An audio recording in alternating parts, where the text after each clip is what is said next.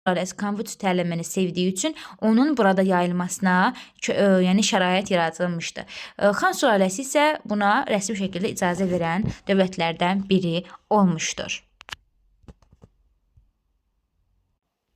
Növbəti mövzumuz isə şahmatın vətəni, yəni Hindistan olacaq. Uşaqlar, Hindistan da Asiya qitəsində yerləşir. Çin Asiya qitəsinin şərqində yerləşir. Ancaq Hindistan isə Asiya qitəsinin cənubunda yerləşir. Və Hindistan dövləti yerləşir. Hindistan dövlətinin ən hündür dağı Himalay dağlarıdır. Himalay dağları, yəni bu Himalay dağları təbii ki də Hindistanı müdafiə rolunu oynayırdı. Onu şimal küləklərindən qoruyurdu. Şimaldan gələn küləklərdən qoruyurdu. Yarımadanın qərbində Hind çayı axırdı. Baxın, Hind çayı. Bir tərəfində də Qanq çayı axırdı. Hind çayı, bu da Qanq çayı olmuşdu. Aha. Sonra Hindistanda ən qədim şəhərlər var idi. Bunlardan biri Mohenjo-daro idi, digəri isə Harappa şəhəri olmuşdu. Mohenjo-daro şəhəri ilə Harappa şəhəri eramızdan əvvəl 3-cü minillikdə salınmış şəhərlərdən biridir. Hər bir şəhərin özünə məxsus xüsusiyyəti var idi. Mohenjo-daro şəhəri içməli su ilə təchiz olunmuşdu, kanalizasiya sistemi var idi. Harappa şəhəri isə 2 və 3 mərtəbəli evlər olurdu, taxıl anbarı olurdu, yoxsul komalar, tunç, qızıl emal eləməkləri, sənətkar emalatxanaları olması Harappa şəhərinin xüsusiyyətinə daxildir. Uşaqlar, ancaq sonra eramızdan əvvəl 2-ci minillikdə naməlum bir səbəbdən bu Mohenjo-daro ilə Harappalılar, baxın, bu Mohenjo-daro şəhəridir. İstəsəz burada QR-kodu oxudub baxa bilərsiniz. Yəni naməlum bir səbəbdən öz ölkə şəhərlərini tərk eləmişdilər. Mohenjo-daroda tapılmış baxı kişi bütü. Onlar bu cür bütlərdən istifadə eləyərək heykəllər düzəldirdilər. Daha sonra isə uşaqlar, Hindistanda dövlətlər necə yarandı? Gəlin baxaq. Biz eşitmişdik ki, eramızdan əvvəl 2-ci minillikdə köçəri Ari tayfaları var idi. Onlar şimal-qərbdən gələrək Hindistana gəlib çıxırlar və gəlirlər buradakı racələrdən. Racələr kim idi? Racələr tayfa başçıları idi. Onlarla birləşərək dövlət yaradırlar və buradakı yerli əhali ilə qaynayıb qarışaraq öhdürək həyata keçirirlər. Əkinçiliklə məşğul olmuşdular. Qonşuluq icmasında rahat bir şəkildə yaşamışdılar. Hətta deyir ki, eramızdan əvvəl 11-ci əsrdə bu Hind ariləri, yəni birləşmiş Hindlər və arilər dəmir emal eləməyi öyrənmişdilər. Çində dəmir nə vaxt idi? Çində dəmir 6-cı əsrdə idi, Hindistanda isə 11-ci əsrdə olacaq. Demək, bunlar artıq bu dəmirçilikdə inkişaf etdirəndən sonra Qanq vadisində məskunlaşmışdılar. Qanq vadisinin ətrafını cəngəlliklərdən təmizlədikdən sonra burada ilk dövlətlərini artıq yaratmağa başlamışdılar. Dediyimiz kimi Hindistanda racilər yaşayırdı. Racilər və başqa adlı sanlı əhali var idi ki, onlar uşaqlar xalqın əməyini mənimseyirdilər, yığırdılar. Heyvan və balalarının bir qismini qonşuluq icmasında saxlayırdılar. Yəni heyvanları yedib balaları ilə birlikdə alırdılar onların əlindən, özləri saxlayırdılar. Bu da əlbəttə ki, Hindistandakı əhalinin narazılığına səbəb olurdu. Hindistandakı adlı sanlı adamlar əsir etdiyi insanları qullar adlandırırdılar. Hindlər qulları necə adlandırırdı uşaqlar? Hindlər qulları yad düşmən adlandırırdılar. Bu yad düşmən anlayışı. Misirdə nə deyirdilər? Misirdə canlı ölülər deyirdilər. Hindistanda yad düşmən deyirdik. Sonra Yunanistanda insan ayaqlılar deyirdik. Spartada da hilotlar adlandırılmışdı. Romada da danışan əmək alətləri adını verilmişdi. Sonra uşaqlar, bu racələr əvvəllər tayfa başçıları idi də. Sonra tədricən gəldilər, padşaha çevrildilər. Və daha sonra bu padşahlar əlbəttə ki, nə yaratmalı idilər? Dövlət yaratmalı idilər. Eradan əvvəl 1-ci minillikdə də Hindistanda ilk dövlətlər yaranmağa başlamışdı. Vahid dövlət birinci olmadığı vaxtda, yəni bu ölkənin müdafiəsini çətinləşdirirdi də, eləmi? Bu zaman da qonşuluqda olan Əhəməni dövləti eradan əvvəl 6-cı əsrdə Hindistanın şimal-qərbinə yürüş eləyirlər və Hindistanın şimal-qərbinə yürüş elədikdən sonra, baxın, şimal-qərbinə yürüş elədikdən sonra burada şimal-qərbini tuturlar.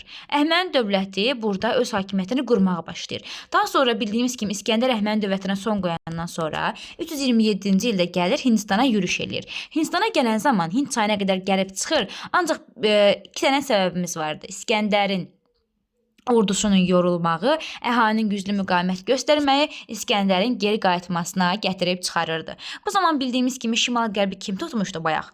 Əhəmənilər tutmuşdu, Aysol. Yəni Əhəmənilər buranın ərazini tutandan sonra artıq Chandragupta hakimiyyətə gəlmişdi. Chandragupta həmin əraziləri gəlir geri qaytarır. Chandragupta kim idi? Maurya sülaləsinə məxsus olan bir sərkərdə idi. O hökmdar olur sonra və gəlir burada Əhəmənilərin işğal etdiyi əraziləri geri qaytarır. Buranı geri qaytardıqdan sonra ikinci hökmdar Ashoka olur.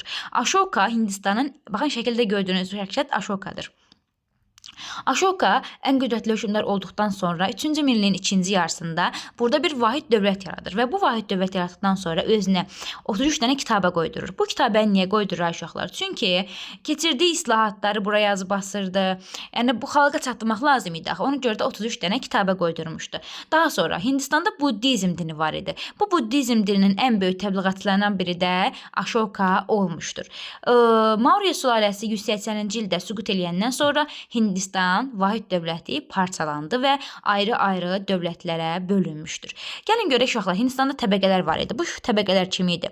Hindistan 4 dənə təbəqəyə bölünmüşdü. Hindistanda təbəqələrin olmağı onu göstərir ki, hindlilər artıq nə idi burada? Bərabərsizlik var idi. Bu bərabərsizliyin olmağı da nə sübut eləyir? Çünki əkin sahələri xüsusi mülkiyyətə verilmişdi. Yəni hər bir insanın özünün xüsusi mülkiyyəti var idi. Məsələn, mənim çox idi, sizin az idi.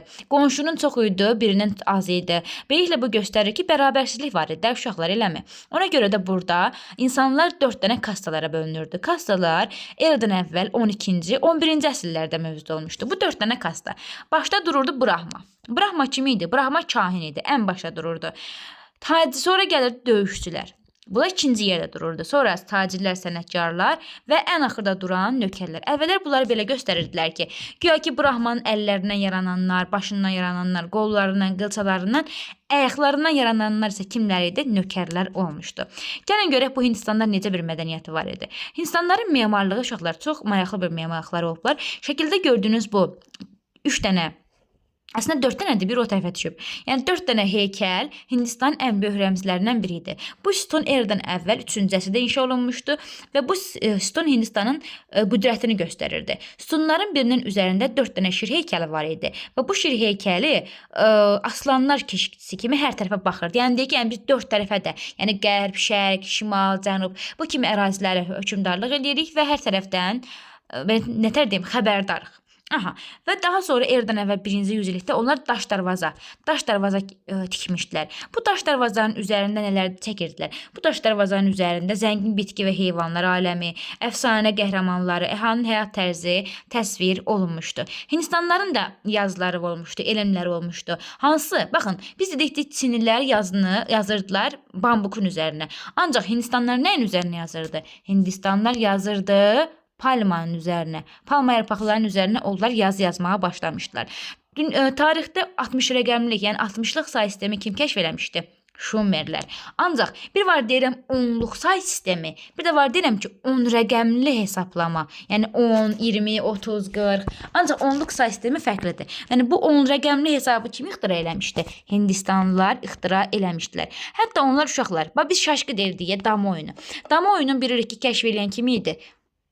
Şumerlər idi. Ancaq şahmatın vətəni hara sayılır? Hindistan sayılacaq.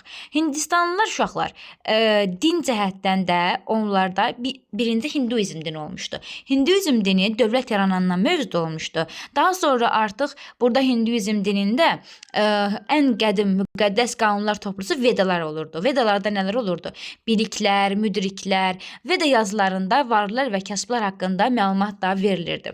Hindistan daha sonra amma əsas Buddizmin vətənidir. Buddizm eradan əvvəl 6-cı yüzillikdə yaranmağa başlamışdı. Onun banisi kim idi? Gaumata idi.